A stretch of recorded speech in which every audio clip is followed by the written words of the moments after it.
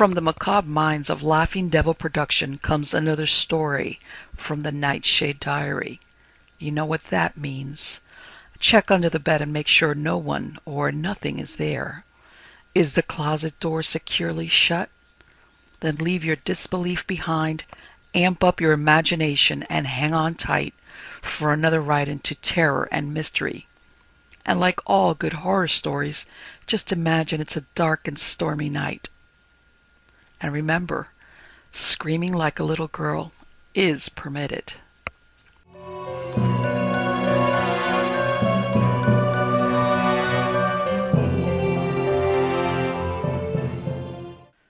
The Khitmatgar by B.M. Croker. Whence and what art thou, execrable shape? Milton. Perhaps you have seen them more than once on railway platforms in the northwest provinces. A shabby, squalid, weary-looking group, sitting on their battered baggage or scrambling in and out of intermediate compartments. I mean Jackson, the photographer and his belongings. Jackson is not his real name, but it answers the purpose. These are people who will tell you that Jackson is a man of good family, that he once held a commission in a crack cavalry regiment, and that his brother is Lord Lieutenant of his county, and his nieces are seen at court balls. Then how comes their kinsman to have fallen to such low estate, if kinsman he be? This seedy-looking, unshorn reprobate, with a collarless flannel shirt, greasy deerstalker, and broken tennis shoes. If you look into his face, who ones may read the answer. Jackson drinks, or his swollen features and inflamed nose and watery and uncertain eye greatly belie him. Jackson was a mauvais sujet from his youth upwards, if the truth must be confessed. At school he was always in trouble and in debt. At Oxford his scrapes were so prominent that he had more than one narrow escape of being sent down. Who would believe to look at him now that he had once been a very pretty boy, the youngest and best looking of a handsome family, and naturally his mother's darling. Poor woman! While she lived she shielded him from duns and dons, and from his father's wrath. She pawned her diamonds and handed over her pin money to pay his bills. She gave him advice, and he gave her kisses. By the time he had joined his regiment, this reckless youth had lost his best friend, but his bad luck, as he termed it, still clung to him and overwhelmed him. His father had a serious interview with his colonel, paid up like a liberal parent, and agreed to his son's exchange into a corps in India. India may steady him, thought his sanguine old gentleman, but alas, it had anything but the desired effect. In India the prodigal became more imprudent than ever. Cards, racing, Simkin soon swallowed up his moderate allowance, and he fell headlong into the hands of the Sukars, a truly fatal fall. 20% per month makes horrible ravages in the income of a subaltern, and soon he was hopelessly entangled in debt, and had acquired the disagreeable reputation of being a man who never paid for anything, and always let others in when it was a question of rupees. Then his name was whispered in connection with some very shady racing transaction, and finally he was obliged to leave the service, bankrupt alike in honor and credit. His father was dead, his brothers unanimously disowned him, and for 20 years he fell from one grade to another, as he roamed over India from Peshawar to Madras and Rangoon to Bombay. He had been in turn planter, then planter's clerk, house agent, tonga agent. He had tried touting for a tailoring firm and manufacturing hill jams. And here he was at 50 years of age, with a half-caste wife, a couple of dusky children, and scarcely an anna in his pocket. Undoubtedly he had put the coping stone on his misfortunes when he took for his bride the pretty, slatternly daughter of a piano tuner, a girl without education, without energy, and without a penny. 10 years ago Fernanda Braganza had been a charming creature, with the fleeting beauty of her kind, a sylphan form with superb dark eyes, fairy-like feet, and a pronounced taste for pink ribbons, patchouli, and pearl powder. This vision of beauty who had gushed to Jackson with her soul in her exquisite eyes, and who was not insensible to the honor of marrying a gentleman, Was she the self-same individual as this great fat woman, in carpet slippers and a bulging tweed ulster, who stood with a sallow, hungry-looking child in either hand? Alas, she was. The Jacksons had come to try their fortunes at Panipur, a small up-country station where there were 2 European regiments and half a battery of artillery. For is not Tommy Atkins ever a generous patron to an inexpensive photographer?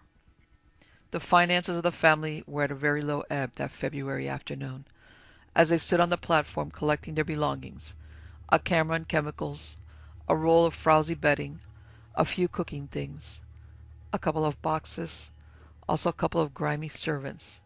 In India the poorest have a following, and third-class tickets are cheap. Jackson had a 3-finger peg at the bar, although there was but little in his pocket. Besides, a few cards and paper posters, and thus invigorated proceeded to take steps respecting the removal of his family. Poverty forbade their transit in a couple of tikka garis, and pride shrank from an ekka. Therefore Jackson left his wife in the waiting room whilst he tramped away in the blinding sun and powdery white dust to see if there was accommodation at the dock bungalow. It proved to be crammed, and he had not yet come down to the Sarai or native halting place. He was, when sober, a man of some resource. He made his way up to the barracks and asked questions, and heard that the station was in the same condition as the dock bungalow, quite full.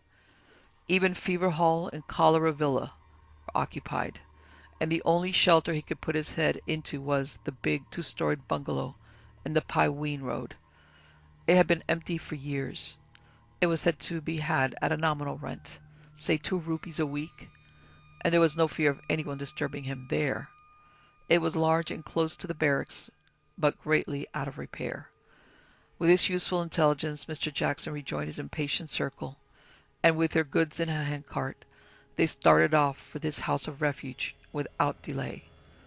Past the native bazaar, past the officers' mess, past the church, then along a straight wide road where the crisp dead leaves crackled underfoot, a road lined with dusty half-bare trees, whose branches stood out in strong relief against the hard blue sky, whilst a vast tract of grain country, covered with green barley and ripe sugar cane, stretched away on the right. On the left were a pair of great gaunt gate piers, leading by a grass-grown approach to the 2-storied bungalow, an imposing-looking house that was situated well back from the highway, amid a wilderness of trees and rank and rotting vegetation. Distance in this case certainly had lent enchantment to the view. When the little party arrived under the wide, dilapidated portico, they found all the doors closed, the lower windows stuffed with boards, matting, and even paper in default of glass. Weeds and creepers abounded, and there was a dangerous fissure in the front wall. After knocking and calling for about 10 minutes, an ancient chowdakar appeared, looking half asleep.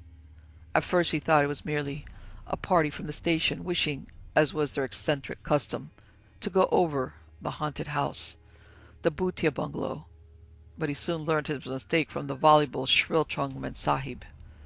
This family of shabby Europeans, who had arrived on foot with all their belongings in a tailor from the station, had actually come to stay, to sleep, to live on the premises. Grumbling to himself, he conducted them up an exceedingly rickety, not to say dangerous, staircase, for the lower rooms were dark and damp, to 3 or 4 large and cheerful apartments, opening on a fine veranda. Mrs. Jackson was accustomed to pitching her tent in queer places, and in a very short time she had procured from the bazaar a table, a few chairs, and a couple of charpoys, and furnished 2 rooms. She had but little to unpack, whilst Kadir Bux, the family slave, vibrated between cooking and chemicals. Meanwhile Mr. Jackson, having washed, shaved, and invested himself and his 1 linen collar and black alpaca coat, set forth on a tour of inspection, to stick up posters and distribute cards. His wife also made her rounds. The upper rooms were habitable, and the veranda commanded a fine view. It overlooked the park-like but neglected compound, intersected with short cut paths, in which, despite its 2 grand entrance gates, was now without hedge or paling and quite open to the road, a road down which not a few ladies and gentlemen in bamboo carts or in ponies were trotting past for their evening airing.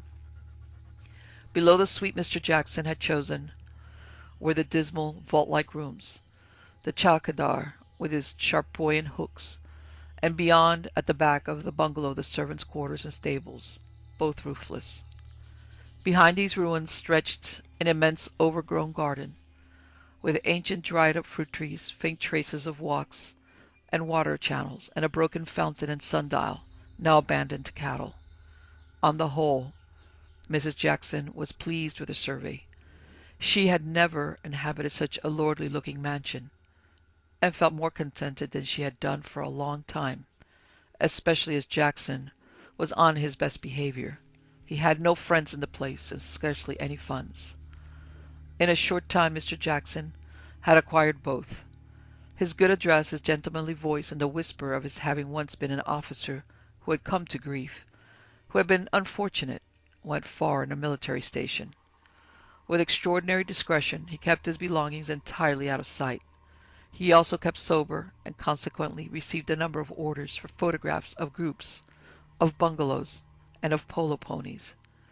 He had the eye of an artist, and really knew his business, and although somewhere startled at the strength of the pegs which he accepted, he had a large and lucrative connection in less than no time, and rupees came flowing in fast. As he and the invaluable Kadir worked together, he talked glibly to portly field officers and smooth-faced subalterns, of men whom he had known, men whose names at least were familiar to them, distinguished veterans, smart soldiers, and even celebrated personages. He attended church, and sang lustily out of a little old prayer book, and looked such a picture of devout, decayed gentility, that the tender-hearted ladies pitied him and thought him quite romantic, and hastened to order photographs of all their children, or children being lacking dogs. Little did they know that Mr. Jackson's shabby prayer book would have been sold for drink years previously, only that he found it an absolute unmarketable article. Meanwhile Mrs. Jackson was convinced that she was positively about to be a lady at last. She purchased frocks for her sallow girls, a dress and boots for herself. She set up a rocking chair and a cook, and occasionally drove to the bazaar in a Khitmatgar, where she looked down with splendid dignity on the busy bargaining wives of Tommy Atkins. The chaplain's lady had called upon her, also the barrack sergeant's wife, who lived in a small bungalow on quarters beyond the garden. She had haughtily snubbed this good woman at first, but subsequently had thawed toward her for several reasons. Jackson, having been uproariously drunk and unpleasantly familiar to an officer, had now fallen back on the sergeant's mess for his society, and on private soldiers for his patrons. He was still doing a roaring trade, especially in carte de visite, at 6 rupees a dozen. He bragged and talked, and even wept to his listeners in the barrack rooms, and in the canteen, listeners who thought him as uncommonly fine fellow, liberal as a lord, flinging his coin right and left. They little guessed the usual sequel, or of how the Jackson family were wont to steal out of a station by rail in the grey dawn of an Indian morning, leaving many poor natives, who had supplied their wants in the shape of bread and meat, coffee, and even clothes, to bewail their too abrupt departure. Jackson was on the drink, as his wife frankly expressed it, never home before 12 o'clock at night, and then had to be helped upstairs, and Mrs. Jackson found these evenings extremely wearisome. She rarely read, but she did a little crochet and not a little scolding. She slept a good deal, and as long as her coffee and her curry were well and punctually served, she was fairly content, for she was naturally lethargic and indolent. But still she liked to talk, and here she had no one with whom to exchange a word. She pined for the sound of another female tongue, and accordingly one afternoon she arrayed herself in her new hat with scarlet cock's feathers, also her yellow silk gloves, and with the cook as a body servant to carry her umbrella, she sallied forth to return the visit of the barrack sergeant's wife. She had not far to go, only through the garden and across the road. The barrack sergeant's wife was knitting outside in her veranda, for the weather was warming up, when Mrs. Jackson, all gorgeous in her best garments, loomed upon her vision. Now Mrs. Clark had no notion of the wives of drunken photographers giving themselves hairs, and don't go far to tell her as ever that Jackson was a gentleman, a fellow that went reeling home from the canteen every night. But she disassembled her feelings and stood up rather stiffly and invited her visitor into her drawing room, a small apartment, the walls colored gray, furnished with cheap straw chairs, covered in gaudy cretonne, further embellished by billowy white curtains, tottering little tables, and a quantity of photographs in cotton velvet frames. A room of some pretensions, and Mrs. Clark's pride. Its unexpected grandeur was a blow to Mrs. Jackson, as was also the appearance of 2 cups of tea on a tray, accompanied by a plate of 4 water biscuits. It seemed to her that Mrs. Clark also set up for being quite the lady, although her husband was not a gentleman. The 2 matrons talked volubly, as they sipped their tea, of bizarre prices, cheating hawkers, and the enormities of their servants. "My cook" was continually in Mrs. Jackson's mouth. They played a fine game of brag in which Mrs. Jackson, despite her husband, who had been an officer, of her cook, and of her large house, came off second best. "I can't think," she said, looking round contemptuously, "how you can bear to live in these stuffy quarters. I'm sure I couldn't. It would kill me in a week. You should see the splendid rooms we have. They do say it was once a palace and built by a nabob." "Maybe so," coolly rejoined her hostess. "I know it was a mess house, and after that an officer's chummery, 15 or 20 years ago. But no one would live there now unless they had no other roof to cover them, and came to a place like a parcel of beggars." "Why? What's up with it?" inquired Mrs. Jackson, suddenly becoming of a dusky puce even through her pearl powder. "Don't you know? And you there this 2 months and more?" "Indeed I don't. What is there to know?" "And haven't you seen him?" demanded Mrs. Clark, in a key of intense surprise. "I mean the Khitmatgar." "I declare I don't know what you are talking about," cried the other peevishly. "What Khitmatgar?" "What Khitmatgar? Hark at her!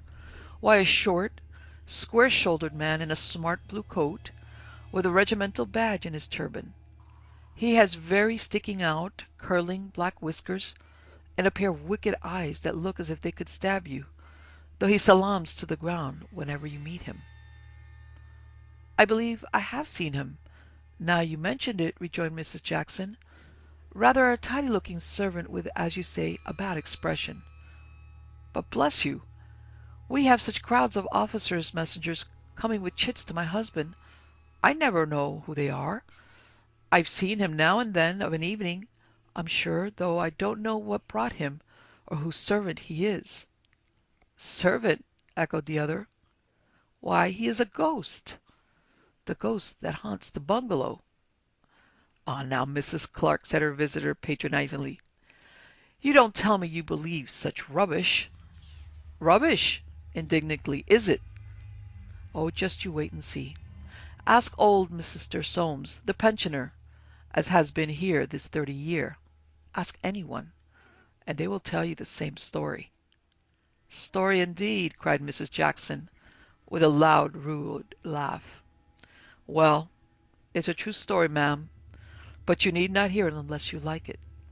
"Oh, but I should like to hear it very much," her naturally robust curiosity coming to the front. "Please do tell it to me." "Well, 20 years ago, more or less, some young officers lived in that bungalow, and one of them, in a passion, killed his Khitmatgar. They say he never meant to do it, but the fellow was awfully cheeky, and he threw a bottle at his head and stretched him dead. It was all hushed up, but that young officer came to a bad end, and the house began to get a bad name. People died there so often. 2 officers of delirium tremens. One cut his throat. Another fell over the veranda and broke his neck. And so it stands empty. No one stays a week." "And why?" demanded the other boldly. "Lots of people die in houses. They must die somewhere." But not as they do there, shrilly interrupted Mrs. Clark. The Khitmatgar comes round at dusk or at night, just like an ordinary servant, with pegs or lemonade and so on. Whoever takes anything from his hand seems to get a sort of madness on them, and goes and destroys themselves. It's a fine tale, and you tell it very well, said Mrs. Jackson, rising and nodding her red cock's feather and her placid, dark, fat face. There does be such in every station.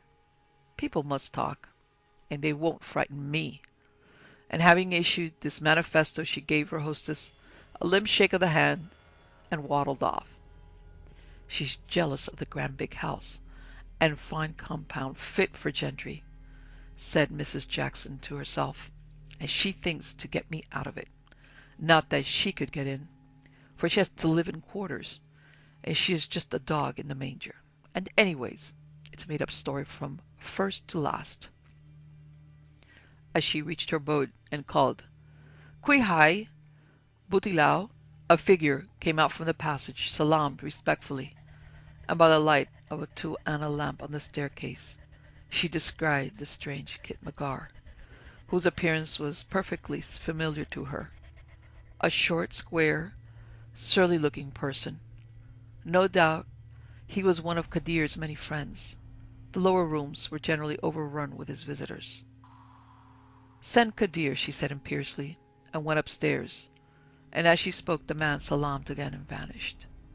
The wife of his bosom had a fine tale to tell Mr. Jackson the next morning, as with a very shaky hand he was touching up some plates in his own room.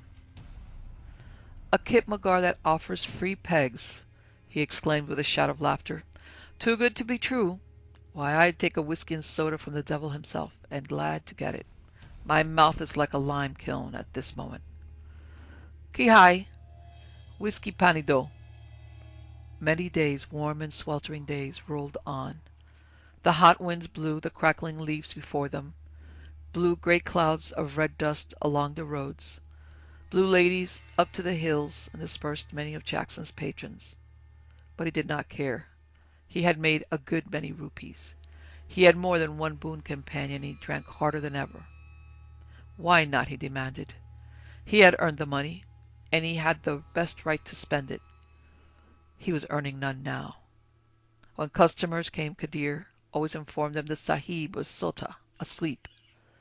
Yes, sleeping off the effects of the preceding night. Mrs. Jackson was accustomed to the state of affairs, and what she called his attacks. She rocked herself, fanned herself, and dozed, and did a little crochet, while the 2 children played quietly in a back room with old photographs and bits of cardboard. When her husband did wake and enjoy a few hours' lucid interval, it was only to recall bills and duns and flashes of his old life, the cool green park at home, the hunting field, reviews at Aldershot, his pretty cousin Ethel. Then the chill reality forced itself upon his half-crazy brain. The park was this great, barren, scorched compound, with the hot winds roaring across it. The figure in the veranda was not Ethel in her riding habit, but Fernanda in carpet slippers and a greasy old dressing gown. Was this life worth living? Mrs. Jackson had seen the Khitmatgar several times. Once she noticed him looking down at her as she ascended the stairs. Once he had appeared in answer to her call, carrying a tray, glasses, but she had boldly waved them away and said, "Send Kadir. Why does he allow strangers to do his work?" There was something far too human about the appearance of the man for her to give a moment's credence to the ghost story. One still, hot night, a night as bright as day, Mrs. Jackson found the air so oppressive that she could not sleep. She lay tossing from side to side on her charpoy, looking out on the moon-flooded veranda and listening to the indefatigable brain-fever bird, when suddenly she heard her husband's familiar call. "Qui hai, Peglao." He had been drinking as usual, and had fallen into a sodden sleep in his own room. After an unusually short interval, steps came up the stairs. Shoes were audibly slipped off, and there were sounds of the jingling of a glass and bottle. The door of Mrs. Jackson's apartment opened into the veranda and stood wide, on account of the intense, breathless heat of that Indian night. In a few moments someone came and paused on the threshold, tray in hand, someone who surveyed her with a grin of satanic satisfaction. It was the strange Khitmatgar. There was a triumphant expression in his eyes that made her blood run cold, and while she gazed, transfixed with horror, he salaamed and was gone. In a second she had jumped out of bed. She ran into the veranda. Yes, the long veranda was empty. He had disappeared. She called excitedly to her husband. No answer. She rushed into his room to unfold her experience. Jackson was sitting at the table, or rather half lying across it, his hands clenched, his features convulsed, his eyes fixed, quite dead. He had swallowed one of his chemicals of fatal poison. Of course, there was the usual ephemeral excitement occasioned by a tragedy in the station, the usual inquest and verdict of temporary insanity, and then a new nameless grave in the corner of the cantonment cemetery. Jackson's fate was generally attributed to whiskey or filthy country liquor. Poor fellow, his position preyed on his mind, and he drank himself to death. This was the universal opinion in messroom, barrack room, and bazaar. But there were one or two people, including his wife and Mrs. Clark, who thought otherwise, and who gravely shook their heads and whispered, "The Khitmatgar."